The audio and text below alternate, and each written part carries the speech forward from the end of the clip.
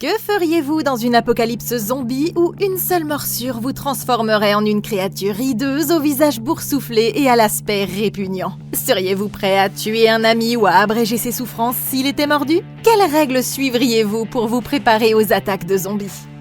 C'est exactement ce à quoi notre groupe hétéroclite doit faire face. 10 ans se sont écoulés depuis le premier film et la décision de faire cette suite. Mais je suis là pour vous expliquer les erreurs commises, ce que vous devriez faire et comment survivre aux zombies plus intelligents, plus forts et aux nouveaux zombies améliorés de retour à Zombieland.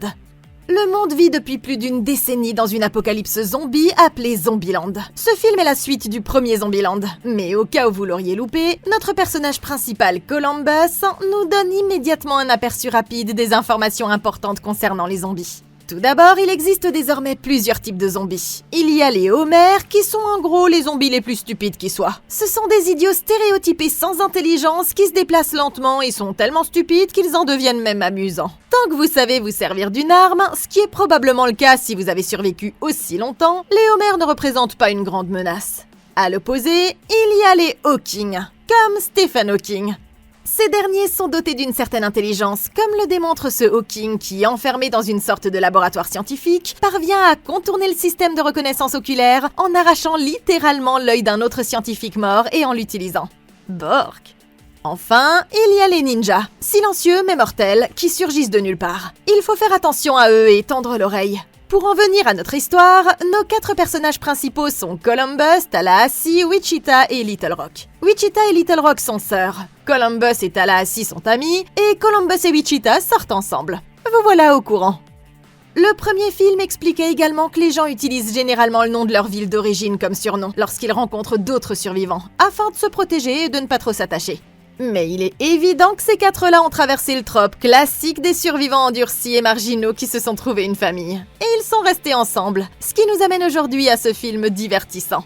Quoi qu'il en soit, notre bande cherchait un endroit permanent où s'installer et vivre. Et partant du principe qu'il fallait voir grand ou rentrer chez soi, ils se sont dit « Pourquoi ne pas voir encore plus grand ?» Ils ont carrément choisi la Maison Blanche. Ils ont facilement éliminé le groupe de zombies tout en s'amusant comme des petits fous et ont revendiqué à juste titre le droit de s'installer dans leur nouveau foyer. Bon, allons-y. Honnêtement, ouais, je suis d'accord. Une des meilleures choses à faire dans un monde envahi par les zombies, c'est de s'établir dans un quartier général. Un endroit sûr où vous pouvez vous réfugier. Et la Maison Blanche est en fait un choix assez incroyable. Je veux dire, la Maison Blanche a une superficie de 5100 mètres carrés, sans compter les ailes ouest et est, ce qui, ouais, est plutôt bien pour une petite famille de 4 personnes. Qui ne voudrait pas vivre dans un manoir? Je suis sincèrement surprise que personne d'autre dans le monde n'y ait encore pensé, et ne s'en soit déjà emparé, parce que dans ce monde impitoyable, c'est premier arrivé, premier servi. Et ça fait déjà une bonne dizaine d'années. Mais peut-être que personne n'était assez badass que notre équipe ici. Mis à part son côté cool, la Maison Blanche dispose d'un excellent système de sécurité destiné bien sûr à protéger les présidents. Il semble que la grande clôture de 4 mètres de haut n'existe plus, ou si elle existe toujours, elle a bien rempli son rôle en empêchant tous ces zombies d'entrer, et la structure du bâtiment semble intacte. Par ailleurs, les 147 fenêtres de la Maison Blanche sont toutes équipées de vitres pare-balles extrêmement épaisses, ce qui offre une protection supplémentaire à l'intérieur. Le seul endroit qui me semble plus sûr serait un magasin Costco, en raison de ses murs en béton. Mais ce serait clairement pas aussi amusant, ni aussi accueillant. La Maison Blanche dispose également du centre présidentiel des opérations d'urgence, ce qui est en fait un bunker situé sous l'aile Est. Il a été construit pendant la présidence de Franklin D. Roosevelt, après le bombardement de Pearl Harbor, et il sert de centre de communication dans les situations d'urgence. Alors notre gang pourrait l'utiliser comme planque supplémentaire si jamais elle en avait besoin. Et quoi de mieux qu'un bunker caché et des tunnels secrets? La Maison Blanche a des tunnels de 230 mètres en zigzag en dessous du bâtiment qui relie la Maison Blanche au bâtiment du Trésor, conçus pour évacuer le président en cas d'urgence. Ce serait une excellente voie d'évacuation si jamais un zombie entrait et qu'ils avaient besoin d'une sortie discrète. Alors oui, je sais que la Maison Blanche était probablement un choix davantage ludique que pratique au départ, mais c'est en fait une excellente idée, parce qu'elle dispose de nombreux dispositifs de sécurité intégrés que notre équipe pourrait vraiment utiliser pour survivre dans un monde envahi par les zombies. Columbus a établi une liste de règles pour survivre dans ce monde envahi par les zombies. Et la règle numéro 32 est profiter des petites choses de la vie. Ce qu'ils font beaucoup durant les premiers jours à la Maison Blanche. Ils la décorent, célèbrent les anniversaires et en font leur petit nid douillet pour leur petite famille. Wichita et Columbus ont adopté leur propre routine domestique, dormant ensemble en couple et se disputant pour des broutilles. Comme par exemple lorsque Columbus doit couvrir les yeux du portrait d'Abraham Lincoln dans leur chambre à coucher, désormais revendiquée, sous peine d'être contraint de dormir sur le canapé. Personnellement, je suis du côté de Wichita. J'ai franchement pas besoin que Monsieur le Président Lincoln me regarde pendant que je dors. Alors, Columbus s'exécute aussi. Une petite amie heureuse, une vie heureuse, pas vrai? Pendant ce temps, Tallahassee bosse dans son garage sur sa voiture, la bête, l'amour de sa vie. Heureux d'être célibataire et de pouvoir se consacrer à sa bagnole en y ajoutant des armes cool et tout. Little Rock, en revanche, se sent seul et exprime son désir de trouver un petit ami et d'avoir une famille. Tallahassee soutient qu'ils sont une famille, puisqu'il a en quelque sorte endossé le rôle de figure paternelle pour elle. Mais Little Rock veut quitter le nid et commencer sa propre vie, malgré les hésitations de Tallahassee à la laisser partir. Ils célèbrent tous Noël ensemble le 17 novembre, parce que rien n'empêche de le faire. Mais Little Rock, l'adolescente lunatique de la famille, s'énerve contre Tallahassee parce qu'il la traite de petite fille. Allez mec, elle n'est plus petite. Wichita offre à Columbus un exemplaire de la première édition du Seigneur des Anneaux, dans lequel elle a écrit, et il l'adore. Tallahassee offre à Little Rock un Colt 45 chargé qui appartenait autrefois au King en personne, Elvis Aaron Presley. Il explique qu'Elvis a donné l'arme à Nixon lorsqu'il a visité la Maison-Blanche. Mais Little Rock n'est pas impressionné et s'excuse avant de partir tirer seul à l'extérieur, refusant l'offre de Tallahassee de l'accompagner. Columbus et Wichita sont compréhensifs et ils comprennent que ça doit être pénible d'être coincé dans une maison isolée au lieu de rechercher des gens de son âge qui sont sûrement quelque part dans le monde. Mais ils sont conscients que leur famille a choisi de garder ses distances pour des raisons de sécurité. Wichita s'inquiète pour sa sœur et elle dit que Little Rock lui rappelle sa propre jeunesse. Columbus, pour une raison inconnue, décide que c'est le moment idéal pour faire une demande en mariage maladroite avec le diamant Hope. Wichita est choquée et déconcertée, et elle s'oppose immédiatement à cette idée, affirmant que d'après son expérience, les personnes mariées finissent toujours par divorcer. Inutile de dire qu'elle n'est pas intéressée, et comme Columbus ne veut pas qu'elle refuse, il lui donne le temps d'y réfléchir. Le lendemain matin, Columbus descend et apprend par Tallahassee que les filles sont parties. Elles ont volé la bête, rédigé un petit mot et ont laissé la bague derrière elles. Le mot indique « Cher C&T, nous nous sentons vraiment mal de partir. Désolé, nous ne sommes pas doués pour écrire des mots. W et LR. » Oui, c'est un très mauvais petit mot, mais au moins elles ont laissé un peu de XOXO et un cœur en bas. C'est déjà ça. Alors qu'elle s'éloigne en voiture, Little Rock fait remarquer que Tallahassee va être furieux qu'elles aient volé sa précieuse voiture, la bête. Mais Wichita répond qu'il n'aurait pas dû s'y attacher autant. Wichita explique que Columbus s'est trop attaché, et Little Rock se plaint que Tallahassee se comportait comme s'il était son père, ce qui était insupportable. Elle tombe sur un autostoppeur et manque de le renverser accidentellement d'ailleurs. Mais comme il est canon, elles le prennent avec elle. Little Rock est immédiatement sous le charme. Un drame familial dans un film sur une famille recomposée. Ouais, je m'y attendais. Mener une vie en toute sécurité et stable, c'est très bien. Mais pour la santé mentale, il est également important que les gens aient d'autres choses à faire dans leur vie. Des études ont montré qu'il existe une corrélation entre le chômage et la dépression, l'anxiété et d'autres problèmes de santé mentale. Parce qu'en tant qu'être humain, nous avons besoin d'un but dans la vie. Nous avons besoin d'activités, d'endroits où aller, d'objectifs. Notre groupe ici a passé les 10 dernières années à voyager, à se battre, à découvrir de nouvelles choses. Il est donc tout à fait normal que le fait de s'installer tout à coup dans un endroit ait pu leur sembler ennuyeux et monotone. Je veux dire, aussi grande que soit la Maison-Blanche, je suis sûre qu'ils l'ont explorée dans ses moindres recoins, et que l'effet de surprise s'est rapidement estompé. Être enfermé chez soi, c'est nul. Bien sûr, ils sont à l'abri des zombies, mais ils sont désormais totalement isolés socialement. Je ne blâme donc pas Little Rock de vouloir en sortir, d'autant plus qu'elle est en pleine puberté. Il est tout à fait normal qu'elle veuille un petit ami et qu'elle souhaite passer du temps avec d'autres personnes que sa famille. À vrai dire, ça semble brutal, mais je suis surprise qu'elle ait tenu aussi longtemps. Maintenant, en ce qui concerne la manière dont ils auraient pu mieux gérer cette situation, c'est très simple. Il fallait être des parents plus compréhensifs. Bien entendu, Wichita est sa sœur et non sa mère. Et Tallahassee n'est pas son père. Mais ils auraient pu prendre de meilleures décisions parentales sur la façon de se comporter avec elle. Parce que les gars, votre fille vient vous voir et vous exprime son sentiment de solitude et son désir d'avoir des amis. Pourquoi ne pas faire un effort pour lui trouver des potes? Ou au moins l'écouter et en discuter avec elle? Ne vous contentez pas de rejeter ses sentiments et de la repousser complètement. Il n'y a rien de pire que de se sentir seul dans sa propre famille. Avec avec un système de soutien du genre « Salut Little Rock, on t'entend parfaitement et on te soutient, et oui, on pourrait peut-être faire un effort pour organiser d'autres excursions en toute sécurité ensemble pour essayer de faire de nouvelles rencontres », aurait pu la dissuader de s'enfuir.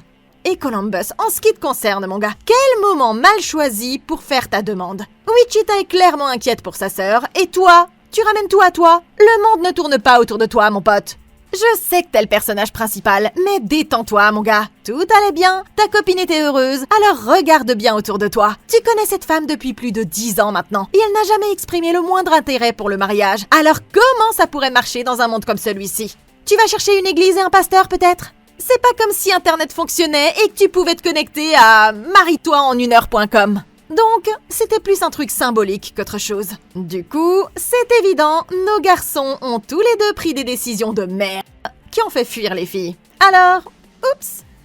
Ça fait maintenant plus d'1 mois, et Columbus et Tallahassee explorent un centre commercial. Columbus parle du départ de Wichita. Il vit toujours très mal leur rupture. Mais Tallahassee lui dit qu'il doit passer à autre chose et abandonner l'idée de s'installer et de fonder un foyer. Parce que le monde n'est plus fait pour ce genre de choses. En fait, de son côté, Tallahassee envisage de repartir à nouveau en mode loup solitaire. Mais il propose quand même à Columbus de l'accompagner. Il tombe sur un zombie et Tallahassee le descend aussitôt, en effectuant un tir acrobatique avant de s'approcher pour lui tirer une 2e balle dans la tête pour l'achever. C'est la règle numéro 2 de Columbus pour survivre aux zombies. La double dose, qui consiste à tirer une 2e fois dans la tête du zombie pour s'assurer qu'il est bien mort. Columbus trouve un magasin de bougies dans le centre commercial, un de ses petits plaisirs depuis que Zombieland dégage une odeur si nauséabonde. Et il tombe sur Madison, une adorable petite blonde un peu nunuche qui vit seule depuis des années dans le congélateur d'un resto Pinkberry, un endroit suffisamment froid pour tenir tous les zombies à distance. Tallahassee se joint immédiatement à eux et traite Madison de crétine en face, ce qui est super grossier. Qu'est-ce que cette douce et pétillante créature humaine t'a fait, vieux grincheux?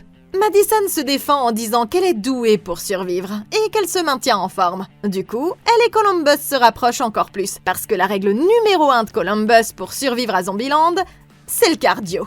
Columbus invite Madison à les rejoindre à la Maison Blanche contre la volonté de Tallahassee. Et il savoure avec bonheur l'attention de sa nouvelle copine en lui parlant de toutes ses règles pour survivre aux zombies. Alors oui, on peut toujours le juger, mais pour sa défense, Wichita lui a brisé le cœur à ce pauvre petit gars. Et il est, selon ses propres mots, tout simplement heureux de parler à une personne qui sent la bougie plutôt que le whisky et la poudre à canon. Et en plus, Madison est mignonne. Une fois de retour à la Maison Blanche, Tallahassee prend Columbus à part et lui dit que la seule raison pour laquelle elle a survécu aussi longtemps, c'est parce que les zombies mangent des cerveaux et qu'elle n'en a pas. Encore une fois, c'est vraiment dur. Et il lui dit qu'il quittera la Maison Blanche dès le lever du soleil. Columbus ignore cette remarque et emmène Madison visiter la Maison Blanche, lui montrant la chambre de Lincoln où il commence à flirter. Columbus hésite au début, se sentant toujours un peu coupable de sa rupture avec Wichita. Mais Madison le convainc assez rapidement et ils finissent par coucher ensemble sous le regard du tableau représentant Abraham Lincoln. En bas, Tallahassee entend des bruits sourds et des chocs tout près, et il attrape son arme pour aller voir ce qui se passe et manque de tirer sur Columbus qui est également descendu pour voir d'où venaient les bruits. Ils entrent dans le garage et découvrent Wichita qui est revenu chercher plus d'armes, affirmant que Little Rock s'est enfui avec un type, Berkeley, qu'elles ont ramassé sur la route. Tallahassee est consterné d'apprendre que Little Rock sort avec un genre de musicien hippie. Et il est encore plus horrifié d'apprendre que Berkeley est un pacifiste, qui a survécu en évitant les conflits plutôt qu'en étant un vrai bonhomme et en combattant. Little Rock voulait aller à Graceland avec Berkeley, la demeure où Elvis Presley a vécu. Mais lorsque Wichita lui a dit non, les deux jeunes ont simplement volé la bête et sont partis sans elle. Du coup, inquiète pour la sécurité de sa sœur, Wichita est revenue chercher de nouvelles armes. Elle explique qu'il existe apparemment une nouvelle version de zombie, plus forte, plus rapide, plus meurtrière et mieux adaptée à la traque. Tallahassee reproche à Columbus d'être responsable de toute cette situation pour avoir fait fuir Wichita. Mais Wichita fait remarquer que Tallahassee est également responsable pour avoir été un père autoritaire, ce qui le surprend beaucoup. Néanmoins, les deux garçons proposent leur aide pour sauver Little Rock. Et Tallahassee déclare qu'une fois Little Rock en sécurité, il pourra enfin suivre son propre chemin et redevenir un loup solitaire à part entière.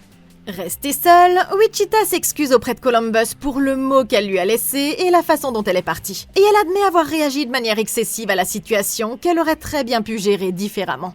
Columbus et Wichita sont sur le point de se réconcilier quand Madison descend les escaliers en demandant quand Columbus reviendra la retrouver au lit. Wichita est absolument offusquée et s'en va direct. Et tant pis pour la réconciliation. Ok, je sais pas ce que font ces gars-là, mais une fois qu'ils ont établi la Maison Blanche comme base, ils auraient dû installer un système d'alarme à toutes les portes pour éviter ce genre de cambriolage. Et si ça avait été un inconnu qui avait réussi à entrer chez eux au lieu de Wichita? Je veux dire, ils disposent des ressources nécessaires pour le faire. La maison est pleine de matériel. Donc un peu plus de proactivité et un peu plus de sécurité aurait été judicieux. Surtout en ce qui concerne l'endroit où ils stockent toutes leurs armes. Les armes à feu et les munitions sont précieuses dans ce monde. Alors pourquoi sont-elles toutes à la portée de ton ex qui peut venir les voler avec facilité? Franchement, la Maison Blanche les a visiblement rendus mous et stupides. Étant donné que ces garçons survivent dans ce monde depuis longtemps et ne savent même pas comment bloquer les portes ou cacher leurs armes. Et pour ce qui est du drame avec Madison... Oh mon Dieu, sérieusement? Si Columbus avait été juste un peu plus honnête avec Wichita et aussi avec lui-même, et s'ils avaient communiqué comme des adultes, Wichita ne serait pas devenue aussi passive-agressive face à toute cette situation. Mais je dois dire aussi... Ah ma fille, c'est toi qui es partie! Columbus a tout à fait le droit d'avoir une relation alternative. Et tu n'as vraiment aucune raison d'être méchante avec Madison parce qu'elle ne savait rien de ce drame relationnel pour commencer. Et la pauvre Madison est juste prise entre deux feux. Bien entendu, tout ça aurait pu être évité si Columbus avait simplement demandé à Madison de rester où elle était. C'est une fille sympa, elle l'apprécie et elle l'écoute. Elle est descendue pour savoir où était Columbus, ce qui signifie qu'il ne lui avait rien dit. Pas même un « reste ici, je vais voir ce que c'était, je ne veux pas que tu te mettes en danger ». Columbus, mon pote, tu dois absolument apprendre à communiquer avec ces jeunes femmes que, sans vouloir t'offenser, soyons réalistes, tu as énormément de chances d'avoir dans ta vie. En tout cas, c'est l'apocalypse zombie, et je suis consciente que tout le monde ne peut pas s'entendre. Mais arrêtez avec cette animosité. Les histoires de cœur semblent tellement insignifiantes dans le contexte mondial actuel. Mais c'est justement à cause d'une histoire de cœur et de son désir d'avoir un petit ami que Little Rock est parti au départ. Alors peut-être que c'est inévitable de tout gâcher pour toujours. Wichita attrape ses sacs et ses armes et se dirige vers la voiture, tandis que Tallahassee se demande où est passée la bête, affirmant que conduire ce monospace bizarre n'est pas très viril. Mais bon, on ne peut pas être trop exigeant dans un monde où les voitures en état de marche ne sont déjà que trop rares. Madison sort en titubant avec ses propres bagages pour les rejoindre, aux grandes dames de Tallahassee et Wichita. Mais Columbus les convainc de la laisser les accompagner puisqu'elle n'a nulle part où aller. Mais pas sans que Tallahassee laisse ses bagages derrière elle. Madison essaie de se lier d'amitié avec Wichita en parlant de choses de filles. Tellement heureuse et ravie d'être enfin en compagnie d'une autre fille. Et elle lui montre la bague Hope qu'elle a trouvée dans un tiroir de la chambre. Wichita et Columbus échangent des regards gênés à propos de la bague et de la demande en mariage ratée. Et la tension est clairement palpable. Cette adorable fille en rose n'a rien fait de mal. Ce n'est pas de sa faute si elle s'est retrouvée prise dans le drame relationnel de ce couple.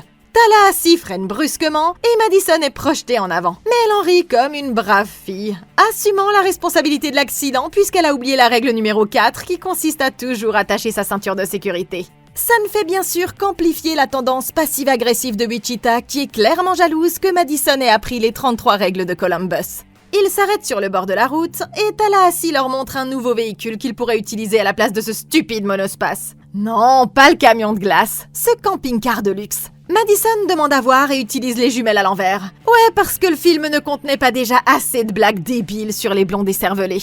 En descendant pour prendre le camping-car, Columbus promet à Wichita que lui et Madison ne sont pas vraiment ensemble, mais qu'il s'agit juste d'une petite passade par désespoir. Wichita fait remarquer qu'eux aussi se sont mis ensemble par manque d'autres options, ce qui offense Columbus qui pensait qu'ils étaient plus que ça.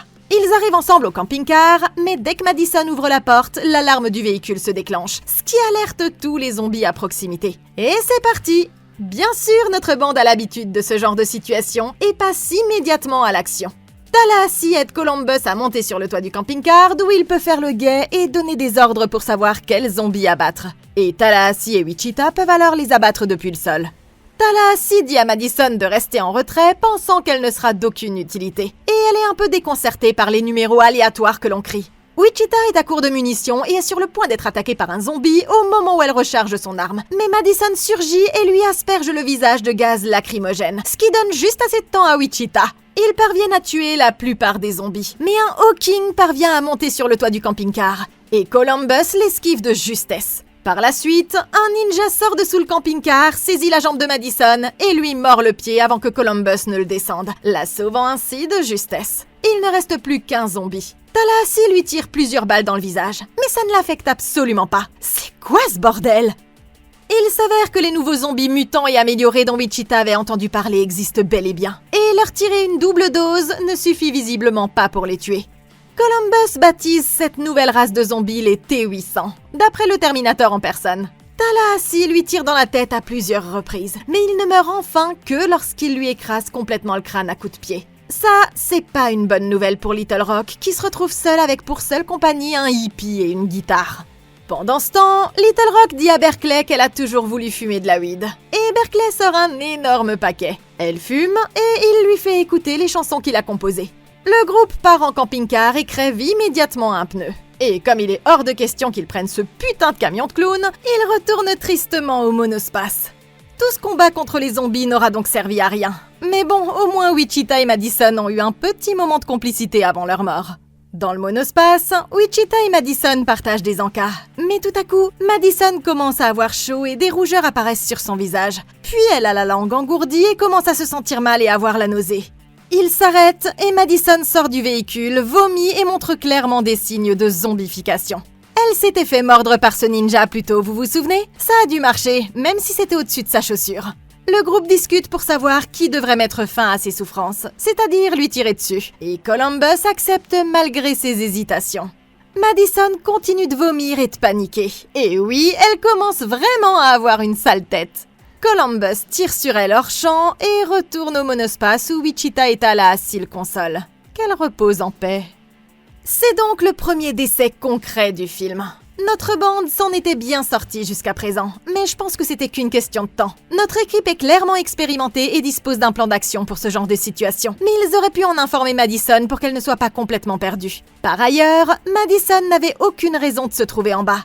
Elle représente clairement le maillon faible du groupe. Tallahassee aurait donc dû la hisser sur le toit du camping-car pour qu'elle rejoigne Columbus, afin qu'elle soit au moins en sécurité et à bonne distance. Si elle s'est fait mordre, c'est parce qu'elle ne savait pas quoi faire, qu'elle ne savait pas où aller et qu'elle se trouvait dans une position vulnérable sans que personne ne lui vienne en aide.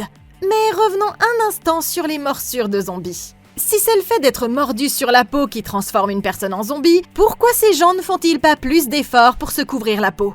Ils portent tous des vêtements légers et banals dans des tissus fragiles, alors qu'ils devraient être couverts de la tête aux pieds et porter plusieurs couches de gilets pare-balles pour empêcher tout contact avec les zombies. Vous étiez tous au centre commercial tout à l'heure. Vous auriez franchement pu acheter un peu plus que des bougies, non ? Bien entendu, porter plus de vêtements peut être un peu plus chaud, mais je préfère transpirer un peu plutôt que d'être un peu morte. En fait, la plupart des gens portent des vêtements normaux tout au long de ce film, ce qui est complètement dingue. Ces gens devraient commencer à s'habiller comme des prudes et porter des bottes et des pantalons plus épais. Mad Max a réussi à rendre ça sexy, alors vous pouvez le faire aussi. Il convient également de noter qu'à tout moment, ils auraient pu simplement monter dans le camping-car et partir, ou au moins utiliser le camping-car pour écraser les zombies. Ces zombies ne se déplacent pas rapidement. Une voiture les dépasserait aisément. Alors pourquoi gaspiller autant de balles et de munitions alors qu'ils sont déjà clairement arrivés au véhicule qu'ils essayaient d'atteindre? Il suffisait de monter dedans et de se tirer d'ici.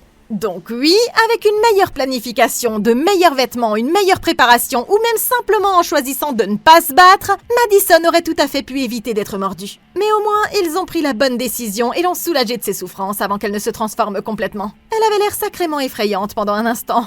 Ils arrivent à Graceland, mais l'endroit est complètement abandonné et il n'y a aucune trace de la bête ou de Little Rock. Tallahassee est dévasté, mais alors qu'ils continuent à rouler, ils aperçoivent les néons d'un hôtel et tombent par hasard sur la bête. Les grands esprits se rencontrent apparemment.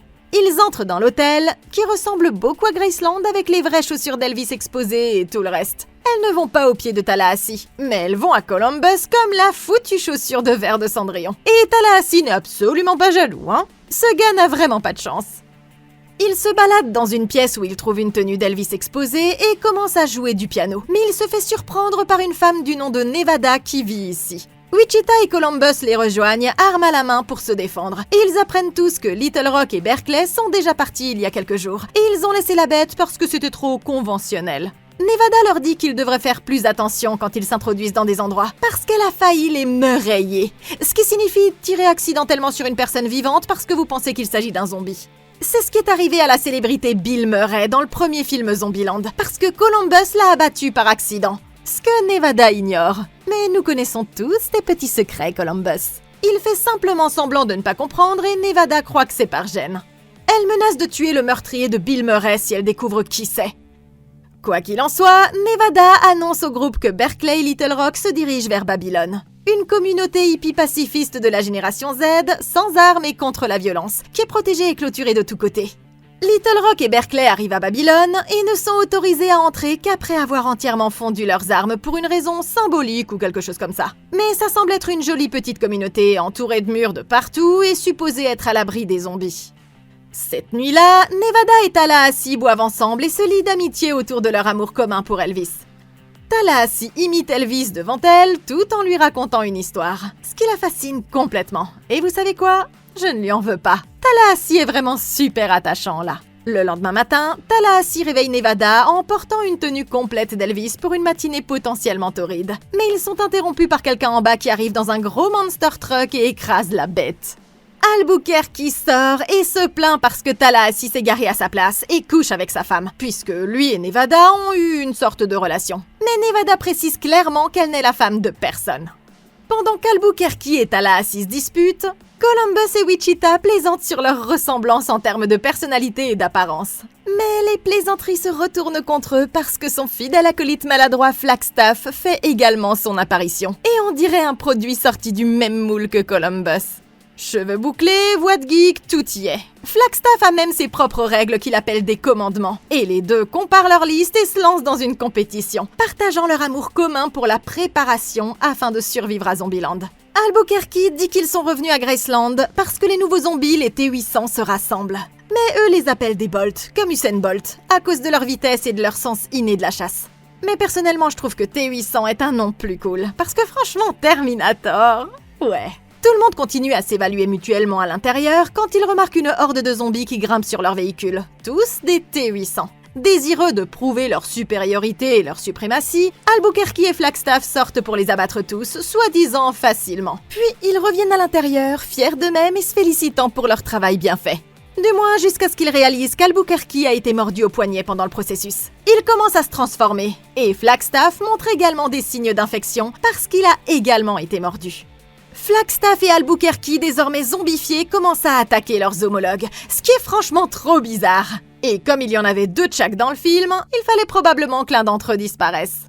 Ils se battent violemment sans relâche dans les différentes pièces. Et Nevada et Wichita ne sont d'aucune aide parce qu'elles ont peur de tirer accidentellement sur Columbus et Tallahassee qui se trouvent tout près. Tallahassee prend finalement le dessus et tue Albuquerque en lui fracassant le crâne avec une statue d'Elvis, puis avec une guitare. Tandis que Nevada finit par tirer une balle dans la tête de Flagstaff au moment où Columbus était immobilisé. On l'a échappé belle, les amis. Tallahassee demande s'il peut compter ça comme le prix du meilleur kill de zombie de l'année. Mais malheureusement non, parce que Matteo en Italie a réussi un coup de génie en renversant littéralement la tour de Pise sur un groupe de zombies. Non mais qu'est-ce que c'est que ça? Et d'ailleurs, où Columbus a-t-il pu apprendre tout ça? On le sait pas, mais peu importe. Ok, il s'agit là d'un cas pur et simple d'ego masculin à l'œuvre. Les T-800 à l'extérieur ne faisaient que s'occuper de leurs oignons. Alors certes, ils grimpaient sur les véhicules et tout, mais ils ne faisaient de mal à personne, ne cassaient rien et ne menaçaient personne. En fait, ils auraient pu laisser les zombies tranquilles et rester en sécurité à l'intérieur. Mais non, ces grands garçons devaient affirmer leur domination et frimer devant la jolie jeune femme. Ils sont donc sortis pour aller flinguer les zombies et se battre avec eux juste pour le fun.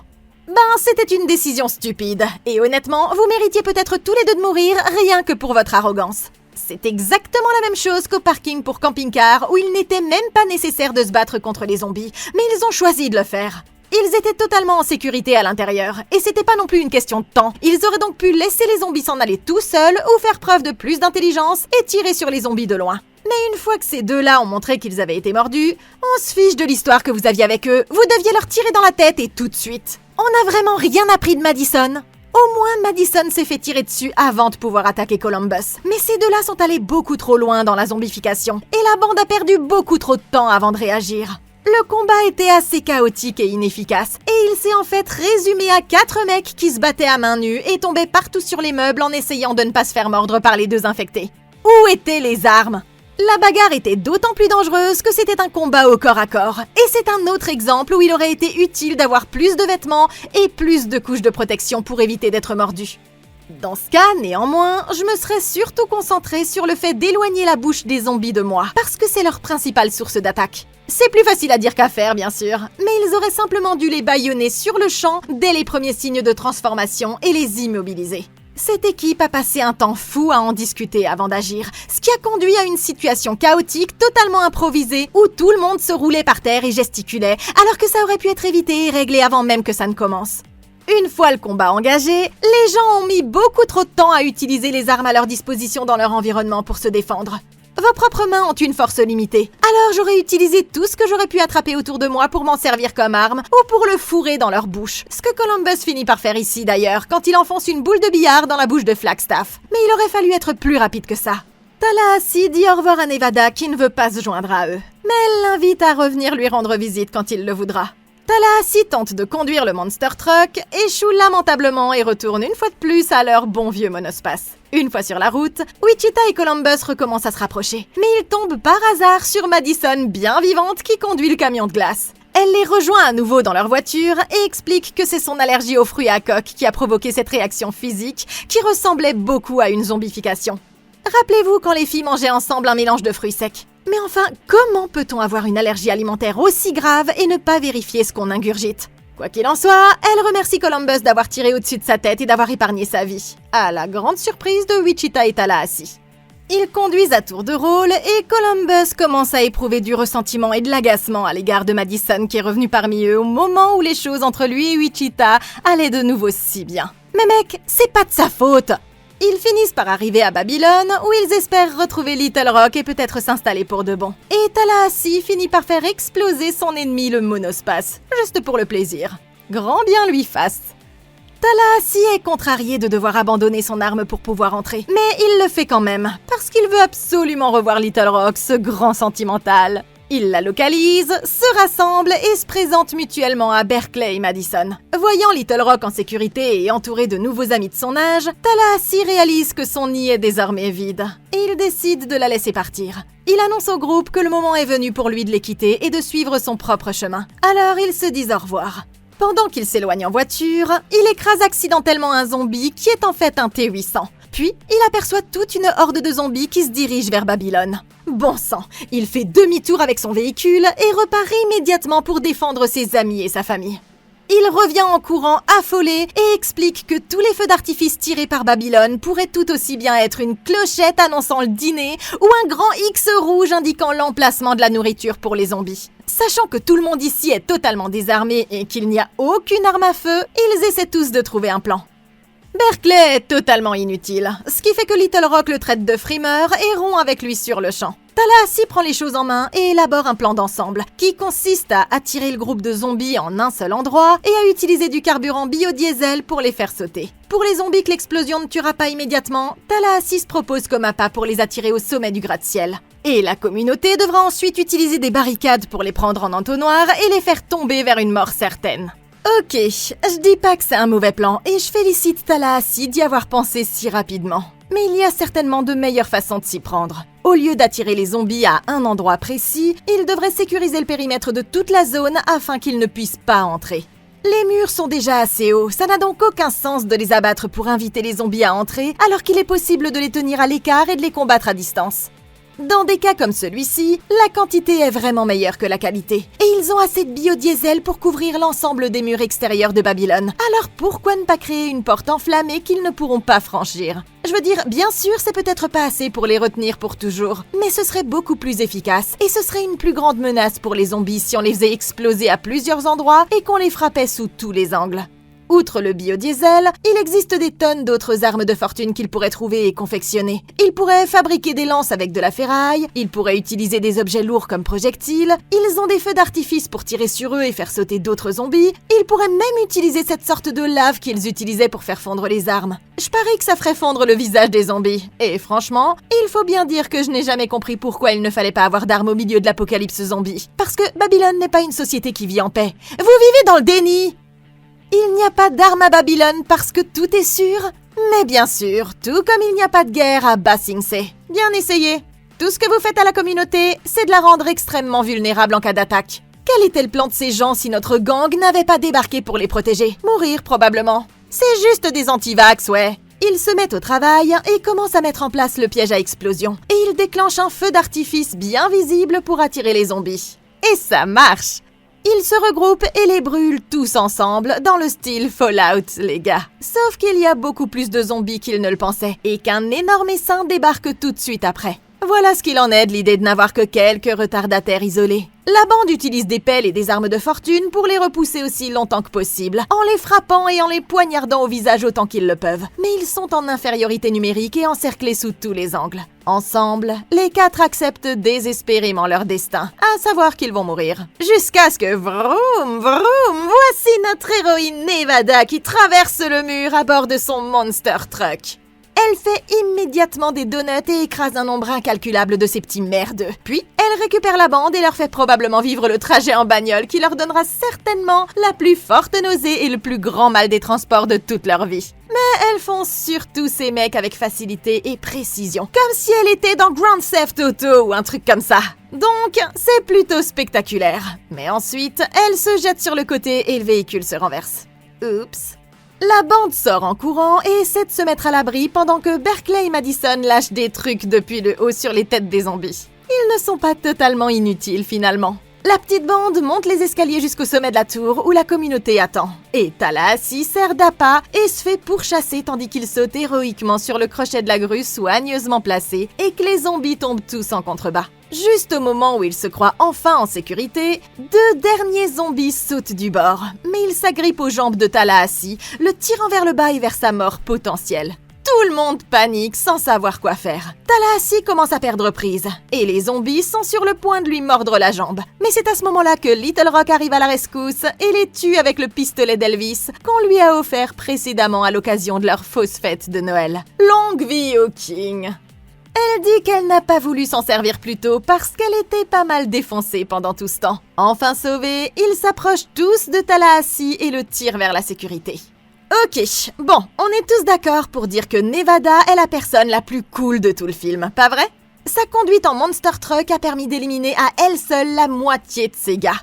Si seulement ils avaient été égoïstes et avaient profité de cette occasion pour simplement s'enfuir et se sauver eux. Mais je comprends, ce sont des gentils, et ils doivent sauver tout le monde dans cette ridicule petite communauté. Les humains sont humains, et ils se doivent de veiller les uns sur les autres, pas vrai? Berkeley et Madison ont bien aidé en jetant les objets, mais bon sang, comment ont-ils réussi à viser aussi bien? Et si ces objets lourds avaient accidentellement atterri sur l'un d'entre nous? Ça, c'était vraiment très risqué, et on a eu de la chance que personne n'ait été touché. Le saut impressionnant sur le crochet de Tallahassee était magnifique, mais il aurait pu être mieux planifié. Tout d'abord, il aurait dû être plus éloigné des zombies pour qu'ils ne puissent pas attraper ses jambes. Deuxièmement, il aurait dû avoir un plan d'extraction décrivant comment l'équipe allait le récupérer par la suite, que ce soit avec un balai, un bâton ou n'importe quoi d'autre. Il était pendu dans le vide ici et essayait de se balancer en arrière, ce qu'il ne faut surtout pas faire quand on est suspendu à une telle hauteur.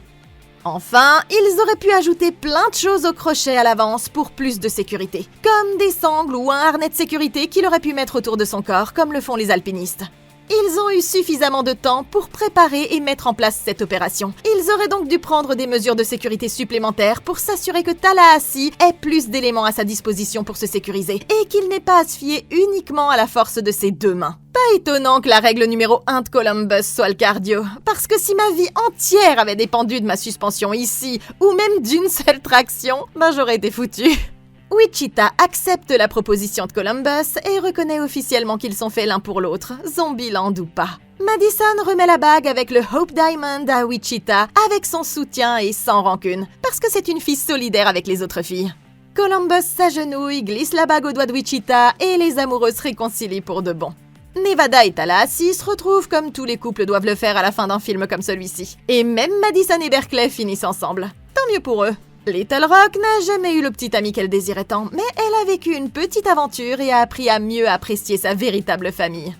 Nevada se joint officiellement à la bande, et les 5 partent ensemble sans se rendre nulle part en particulier, tandis que Columbus comprend que ce qui fait un foyer, c'est pas forcément un endroit, mais les gens avec qui on le partage. Dans une scène de flashback au milieu du générique, Bill Murray est en pleine promotion de son prochain film Garfield 3 au moment où l'apocalypse zombie commence à se déclencher. Il en repousse un grand nombre, comme une star de film d'action, et il en sort vivant. Alors Columbus, on te pardonnera jamais d'avoir assassiné un être aussi précieux. Retour à Zombieland. Et c'est pourquoi nous avons besoin de plus de suites pour les bonnes comédies, parce que j'ai l'impression que tout finit toujours par s'arranger. N'hésitez pas à me dire ce que vous auriez fait différemment dans les commentaires. Merci beaucoup d'avoir regardé. Laissez un like, abonnez-vous et consultez la playlist de Comment battre pour d'autres vidéos comme celle-ci. Je suis là pour vous. Nous, on se retrouve dans la prochaine vidéo. Et d'ici là, passez une excellente journée!